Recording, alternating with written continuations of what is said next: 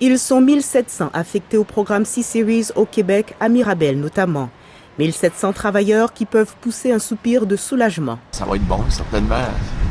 Devrait être positif. Avant, ça sortait de la C-Series. Là, en ce moment, on voit le personnel retourne. On retourne sur la C-Series. On est passé aux 10 jours. Là, ça bouge. Certes, on partage les risques. C'est pour préserver des emplois bien rémunérés que Québec a décidé de devenir le partenaire de Bombardier en créant une co-entreprise. Une société qui va récupérer les activités du programme C-Series, ses employés, mais aussi les risques liés à une initiative qui bat de l'aile. Le ministre de l'Économie estime que le jeu en vaut la chandelle. Ce qu'on a besoin chez Bombardier, c'est de liquidité, où nous, comme gouvernement, on considère que c'est la chose à faire. Et je vous retourne la question, madame, qu'est-ce qui est le plus risqué, le faire ou pas le faire? On parle de 40 000 emplois.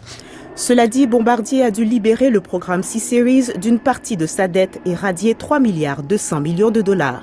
De sorte que la société en commandite qui a été créée pour le C-Series est une société qui est épurée de ce fardeau-là. Un fardeau qui retombe sur les épaules de Bombardier, qui affiche une perte de près de 5 milliards de dollars au troisième trimestre et qui doit annuler son programme d'avions Learjet. Le PDG l'admet, l'entreprise en est là parce qu'elle a vu trop grand. Bombardier avait pris plusieurs programmes en parallèle. Pour une organisation de 20 milliards de dollars, c'était énorme.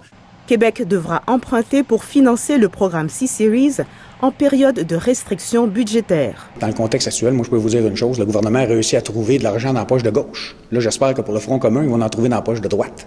Selon cet analyste, l'aide gouvernementale vient colmater une brèche. Ça va régler le problème le plus urgent, c'est-à-dire le manque de liquidité.